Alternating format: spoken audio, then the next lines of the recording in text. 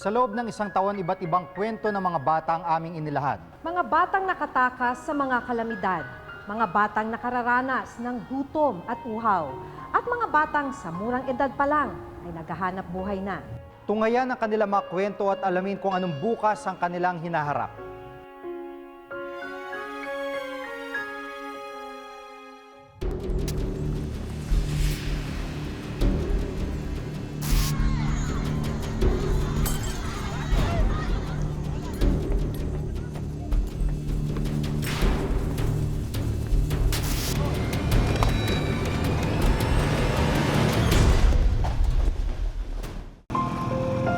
Sa 42 bayan ng Bohol na napinsala ng magnitude 7.2 na lindol, isa sa labis na napinsala ang bayan ng Maribohok.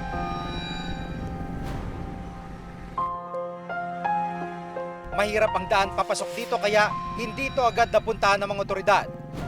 Dahil nga walang gasolina dito, nagbaon kami para doon sa mga nirentahan naming motor. Kaya ito, hati-hati na lang sila dito.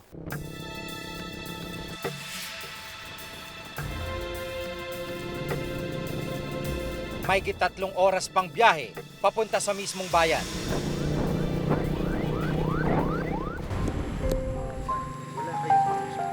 Dito sa barangay Lagtangon ko nakilala si Kayla, 10 taong gulang.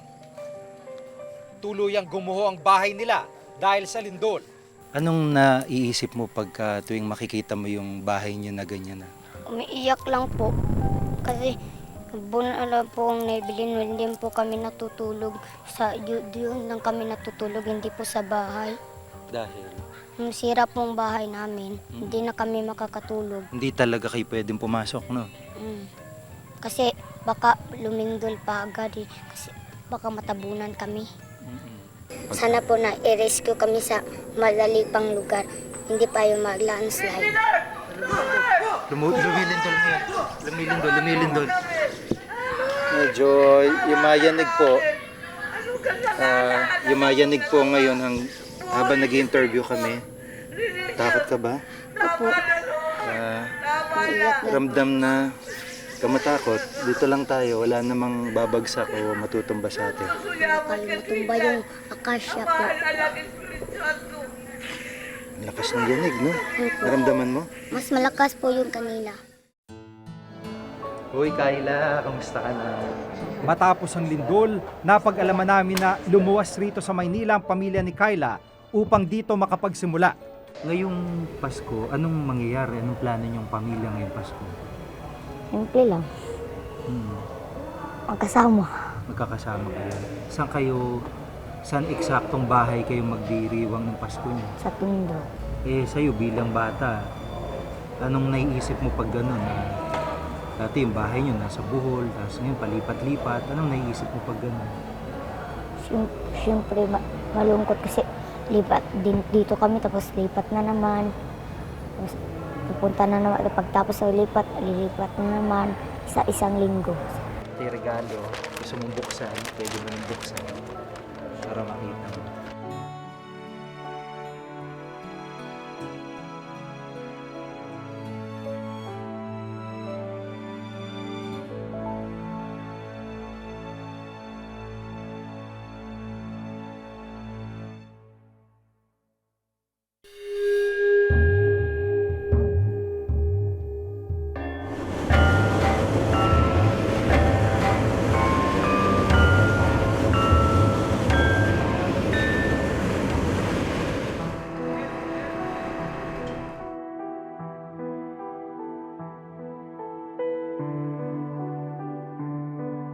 Ika-5 araw noon matapos humagupit ang Super Typhoon Yolanda, nakilala namin si Rafael, 11 taong gulang. Ang nakababatang kapatid ni Rafael na si Jericho, napansin kong may malalim na sugat pa sa talampakan na nakuha raw niya noong manalasa ang bagyo. Ang lalim, mag-i-infection kasi to. Okay, tapos mamaya tatakpan natin, ha? Maging ang kanyang bunsong kapatid, may mga sugat sa mukha at tenga. Nasawi ang ama ng magkakapatid dahil sa bagyo. Kwento ni Rafael, Magkasama sila ng kanyang ama nang bumalik sila sa kanilang bahay sa fishing village sa Tacloban City upang kunin ang iba pa nilang gamit. Pero sa kasamaang palad, inabutan sila ng pagdating ng storm surge. Lungkot po.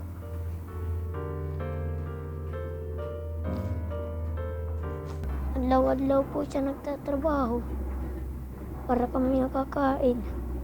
Mas na-miss ko na po siya.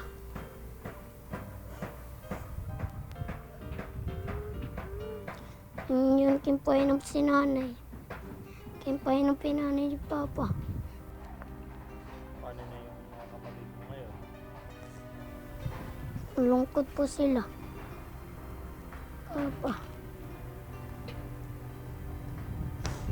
Wala lang po namatay si Papa.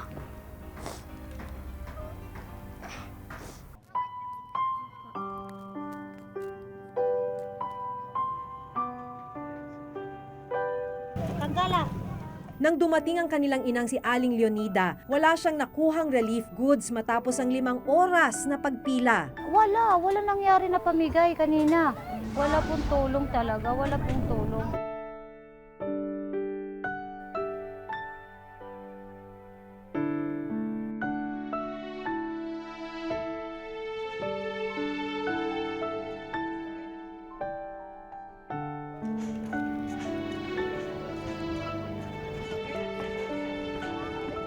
Bandang hapon, inabutan namin si Rafael at ang kanyang nakababatang kapatid na si Dayan papunta sa kanilang nasirang bahay. Hindi pa rin daw kasi nakukuha hanggang ngayon ang mga labi ng kanilang ama.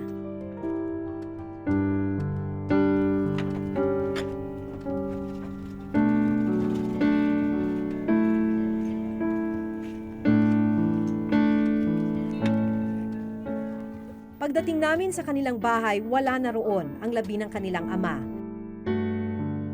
Yan na damit na yan, sir. Ayan, may dugo.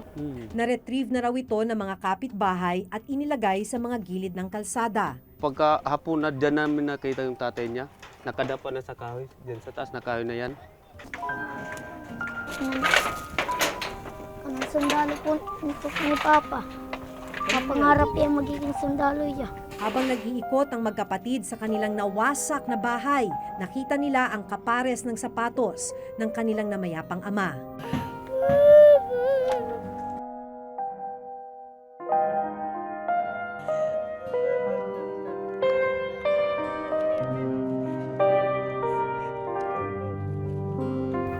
Wala pong nagbagyo. Hindi po siya magaganon. Nagbagyo po. Wala na siya.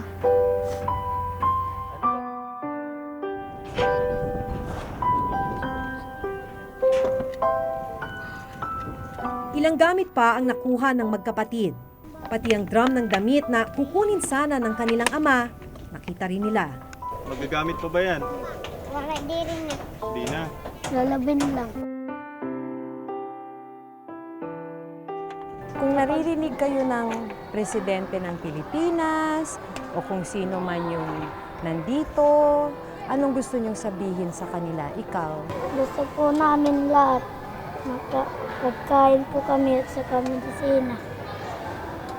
Para di kami sakitin. Di kami gutumin.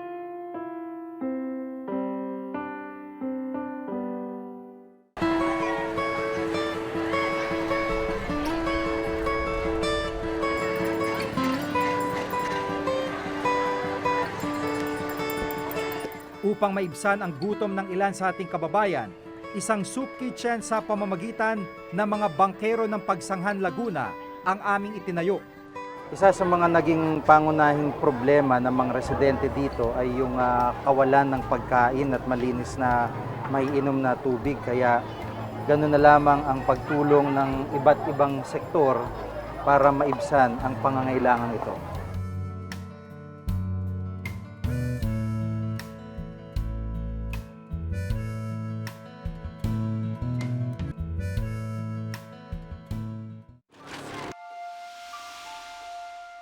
Paano pagkagutom na rin yung mga kapatid mo?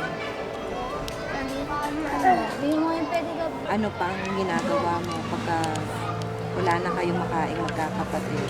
Wala na. Babantay ako nila ng kapatid.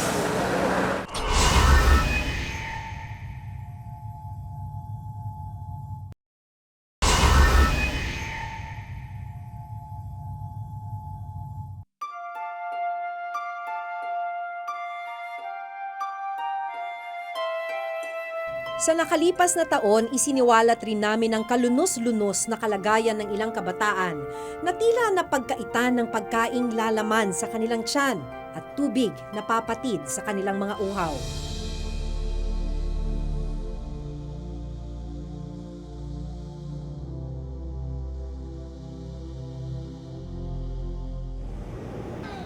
Ako si Maki. Pebrero nang makilala namin si Julie at ang pamilya niyang nakatira sa isang maliit na tent sa Nia Road sa Quezon City. Kahit kapapanganak lamang ng ika-6 niyang anak noon, ay naabutan namin siyang nagbabanat buto na agad para may ipakain sa kanyang mga anak. Yung sa asawa ko naman nakikitain. Bibili namin ng bigas. Yan. Yung kain kinita niya, pagkakasya namin. Minsan, hindi na rin nakakain niya dahil wala rin labas. Ikaw, hindi ka na rin Hindi kakain. na, kasi basta yung mga bata lang po, pinauwi na namin. Ito nga po, may sakit nga po yan. Yung anak mo. Yung ulcer niya yan eh. Naabutan ko noon ang anak niyang si Julian na sumasakit ang tiyan. Kalakot po siya. Hindi ako nakakain. Ayaw mo rin nakikita silang nagugutom. Eh, paano pagkagutom na rin yung mga kapatid mo? Hindi mo yung pwede ka. Ano pa ang ginagawa mo pagka wala na kayong makain magkakapatid? Wala na. Babantay ako nila ng kapatid. Yung lagi kami magpagkain para di kami magutom. Napag-alaman namin noon na may ulcer na pala si Julian. Marahil dahil sa maraming beses na nalilipasan siya ng gutom.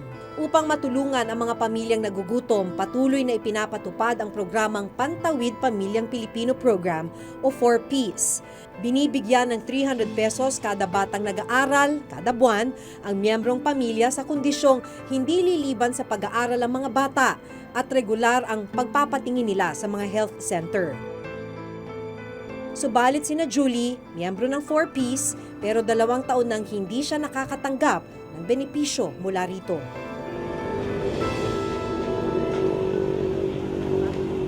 Binalikan namin sila ngayong patapos na ang taon upang alamin ang kanilang kalagayan. Hanggang ngayon, sa kalsada pa rin nakatira ang pamilya at todo kayod pa rin si Julie. Pero sa kabutihang palad ay hindi na raw masyadong sinusumpong ng ulcer ang anak niyang si Julian. Gumaling po siya.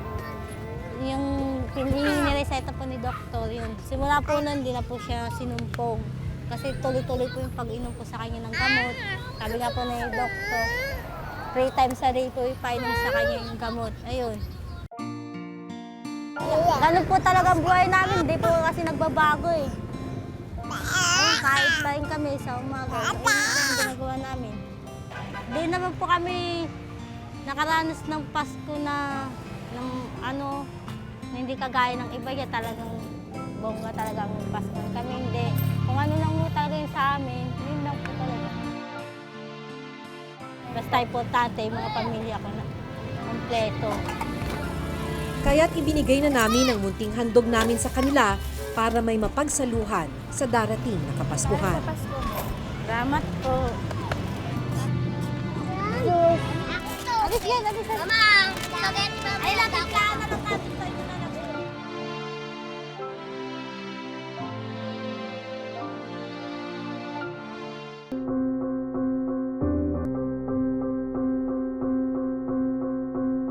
Kung hindi gutom, uhaw naman sa malinis na tubig ang nararanasan ng ilang kabataan. Gaya na lamang na magkapatid na Hart at Kenrex na nakilala namin sa isla ng Patnanungan sa probinsya ng Quezon. Pareho silang malaki ang tiyan, matamlay at payat ang pangangatawan. 6 na taon po yan, nag-aaral po, grade 1 po. Yan, lumalakin lang po yan. Ganyan, hindi ko po ano. Lagi po yung tiyan niya. Minsan po may ano din po yan, hinahapo. Yung nasisikip po yung dibdib niya, tapos yung May ubo po, gano'n. Minsan po nung hapon niya, nagsigaw siya, hindi na daw po niya kaya. Ako napayak na po.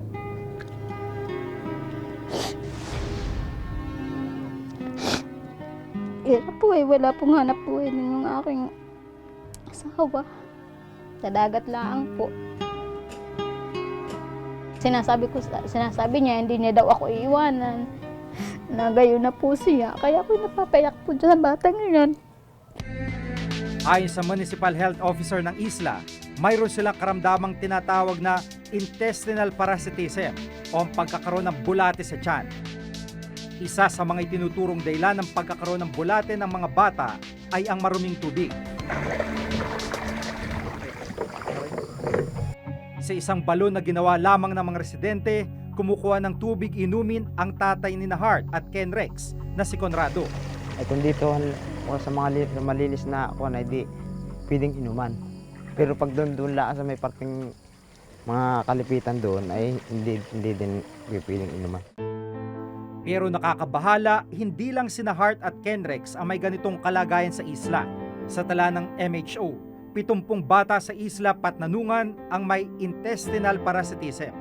Basically, sa 15,000 population po ng Patnanungan, majority po dito ay nasa age group na 5 to 7 years old. At majority din po ng mga bata ay nagmamanifest po ng bloating o ng increase in abdominal girth. Sa history ng mga pasyente, sabay ng laboratory exams, kaakibat po nung laki ng tiyan nila, usually sila yung nagtatae, sila yung mapuputla at nilalabasan ng bulate. Inaasahang masuplayan ng tubig ang mga pinakamahihirap na waterless municipality sa bansa sa pamamagitan ng sagana at ligtas na tubig sa lahat o salin tubig program ng Department of Interior and Local Government. Bagamat nakatayo na mga istruktura para sa salin tubig program sa poblasyon Patnanungan, hindi pa rin nakakakuha ng sanitary permit ang munisipyo para magamit ang mga ito. Hanggang sa ngayon ay hinihintay pa rin ang rekomendasyon mula sa Department of Health kung ligtas ng pagkuha ng tubig ang salin tubig project. Bali, ang nasa proseso na tayo ng testing ng linya at saka ng ating tangke, yung system. Merong mga leaks na pinapaayos ko. At hopefully next week, magde-disinfect na tayo ng ating system. Bago natin i-distribute yan sa mamamayan, sa mga household, ay atin pong i-disinfect. Bilang pansamantalang tugon at upang maging malinis ang kanilang mga inuming tubig, isang water purifier ang ibinigay namin sa pamilya ni Hart at Ken Rex.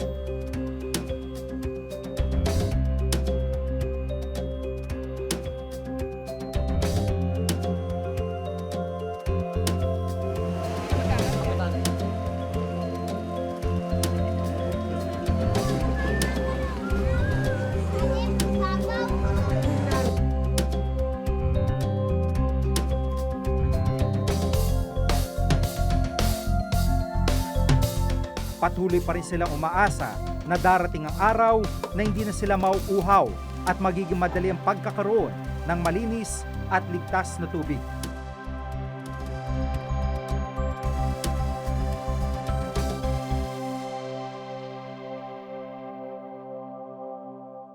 Maya-maya pa, biglang pumutok ang mga kable.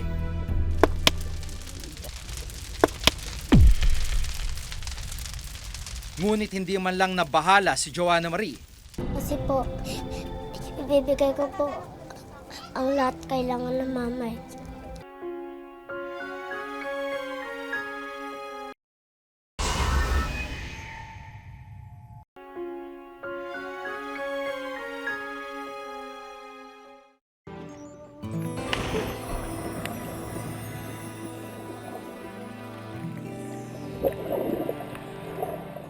Sa loob ng isang taon, iba't ibang kwento na ng mga batang sa murang edad ay nagbabanat buto na ang naidokumento namin.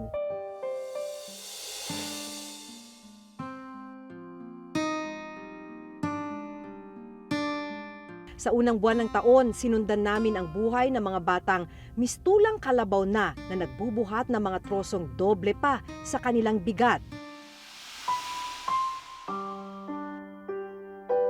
Sa Barangay Valentina sa La Paz, Agusan del Sur, nakilala namin ang magkapatid na Junior, 13 taong gulang, at Mary Joy, 11 taong gulang.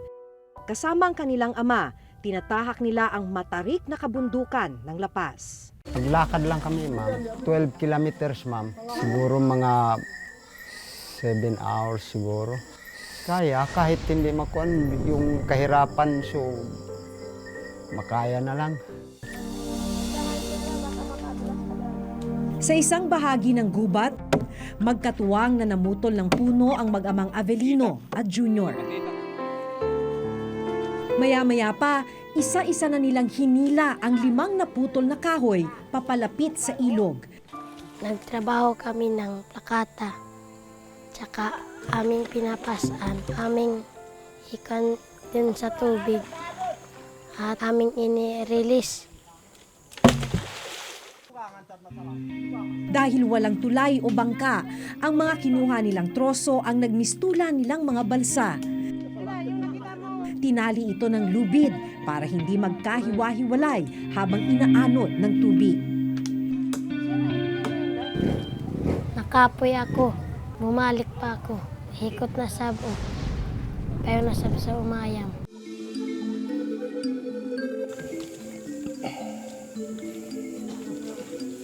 Isa-isang pinasa ni Junior ang nakuha nilang mga troso. Sa mura at payat niyang pangangatawan, mahirap isipin kaya niyang buhatin ang mga troso na tinatayang 50 kilo ang bigat. Hirap kasi ang bigat ng aking dala.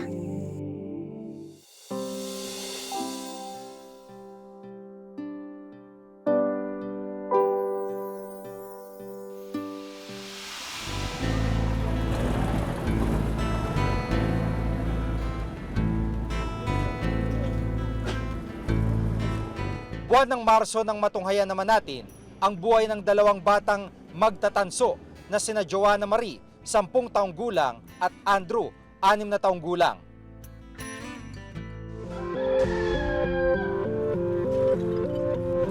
Sa mga basura nakakahanap ng mga pira-pirasong kable ng kuryente ang mga bata. Lahat ng kaibigan dyan, mga kaibigan ko lang, kasama po kami lahat. Katsan-san po kami nakakapunta. Ang mga napupulot namang kable, sinusunog upang makuha ang tanso. Maya-maya pa, biglang pumutok ang mga kable.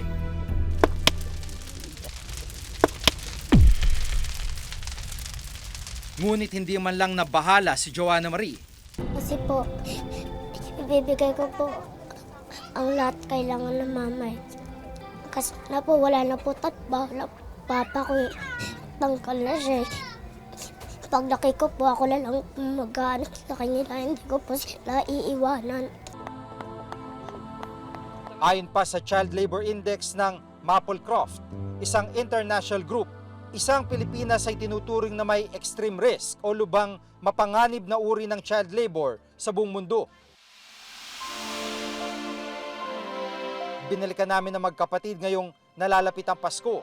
Ngayon ba, nangunguha pa rin kayo ng tanso? Ako po hindi na po. Kasi si Andrew na lang nangunguha ng bakal.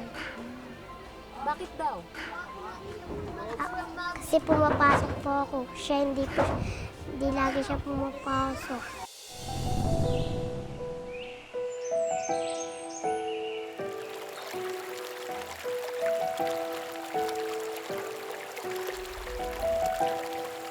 Alas 9 ng umaga sa Barangay Daraitan sa Tanay, Rizal, isa-isang isinukbit ni na John Paul, Ronald, Gaspar at Enteng ang kani-kanilang mga bag.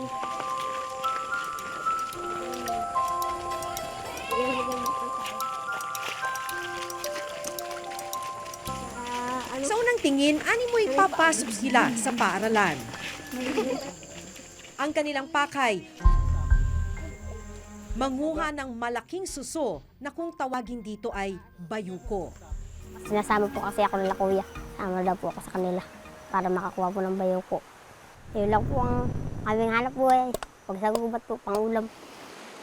Dahil mahigit 1 oras nang naglalakad, inabot na ng gutom sa bundok ang mga bata. Ipinagbabaon na rin sila ng pagkain ng kanilang mga magulang. Oscar, anong ulam mo? Akin po. Yung pundahon lang po yun. Pag nadapdisan ka po, na-daitan ka po. Napaka-kati po, napaka-kirot.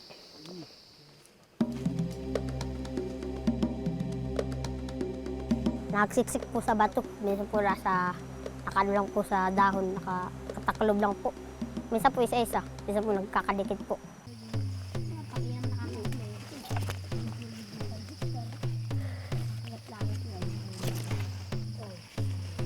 Diretsyong isinilid sa dala nilang bag ang bawat bayukong nakikita. Maaari itong maibenta ng mula 3 hanggang 5 piso bawat isa. Minsan po nasa 30. Minsan po ay, kami nga po ni Kuya, minsan nasa 100.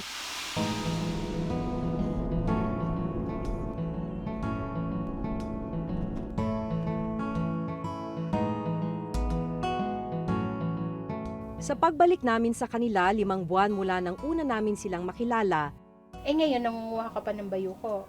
Hindi na po. Paano nyo ba sineselebrate yung Pasko? Simple lang po. Nagluluto po si nanay ng mga dala po. Bibili ng mga paninda doon sa buwa po. Salamat po. Upang maibsan ang kanilang gutom ngayong Kapaskuhan, pagkaing mapagsasaluhan ang hatid namin sa kanila.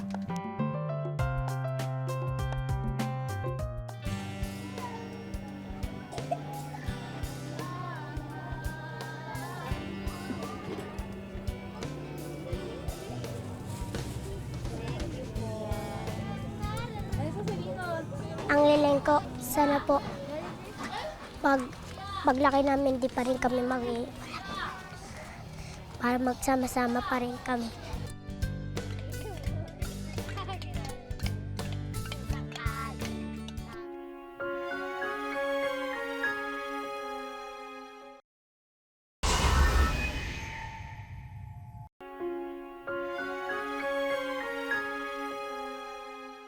Sinasabing kabataan ang pag-asa ng bayan. Pero bakit sa ilang pagkakataon, tila na isa sa alang-alang ang kanilang kapakanan at karapatan? Sa mga susunod na taon, asahan niyo po ang patuloy naming pagsisiwalat sa mga issue at mga kwentong napapanahon at makabuluhan. Ako si Jiggy Manikad. Ako si Maki Pulido at ito ang nakatala sa aming Reporter's Notebook.